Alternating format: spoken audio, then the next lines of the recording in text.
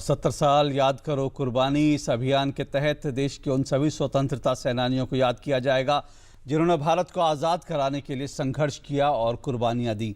इनमें बहुत से स्वतंत्रता सेनानी तो ऐसे भी हैं जिनके नाम इतिहास के पन्नों में दबकर कहीं खो गए हैं।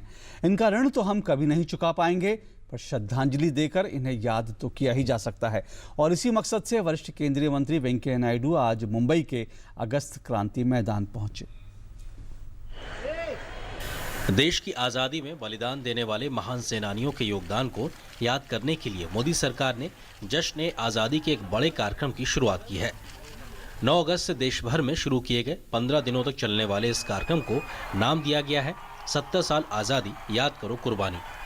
इस कार्यक्रम के तहत केंद्रीय सूचना एवं प्रसारण मंत्री वेंकैया नायडू मुंबई के अगस्त क्रांति मैदान पहुंचे, जहां एक कार्यक्रम को उन्होंने संबोधित करते हुए कहा कि आज़ादी के बाद देश को जो स्वराज्य मिला है उसे वास्तविकता में लाने के लिए हमें और ज्यादा प्रयास करने की जरूरत है।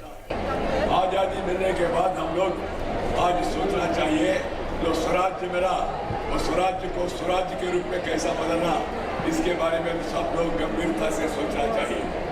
अलग भाषा, अलग वेश, फिर भी अपना एक देश, विविधता में एकता, भारत का विशेषता, irrespective of caste, creed, sex, religion, India is one nation, one people, one country.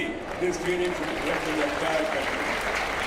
जश्न आज़ादी के इस कार्यक्रम के अनेक रंग मंगलवार को देश भर में देखने को मिले। 9 अगस्त 1942 को शुरू हुआ भारत छोड़ो आंदोलन के 75 साल पूरे होने के मौके पर देश भर में प्रभात फेरियां निकाली गईं और झंडारोहण का कार्यक्रम किया गया।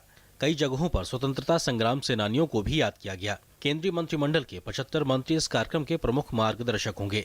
वे भारत की आज़ादी के लिए हमारे स्वतंत्रता सेनानियों के द्वारा किए गए बलिदानों और महत्वपूर्ण घटनाओं का स्मरण करेंगे। 9 अगस्त को काकोरी कांड की 51वीं वर्षी है। इस मौके पर भाजपा अध्यक्ष अमित शाह काकोरी का दौरा करेंगे।